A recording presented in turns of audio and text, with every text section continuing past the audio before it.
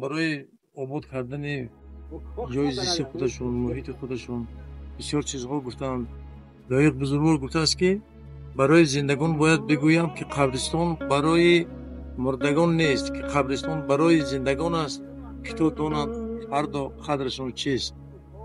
و کسی که روحی راست، روحی نیکی به پیش میرود یا در جای بود نکنند، البته باید باید روحش شد خراب شد، همه با او احسن و آفرین میگوید.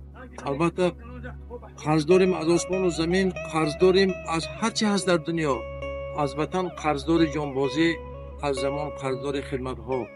کسی که برای وطنش خدمت میکند، اویلی خودش تیج میکند، وطنش آباد میکند، جای زیستش، البته برای آیندگان این یک نمونه میشد. برای آیندگان ما باید امروز یک چیز مانده رویم از خودمون، هم تو اشک خالی مانده نبرویم. مثلا باغ آباد کنیم، باغ بنیاد کنیم. راه های من از چخیلی که حاضر من از شما اینجا اقتمالی که پیش گیتی تو من راه ها آباد کرده گیتو من قبرستانی گیتشه. البته آینده برای آیندگان، برای امروز و آینده این یک نمونه است. احسن با آفرین به همه شمایان که همه همت بلند پیش گرفتگیتون.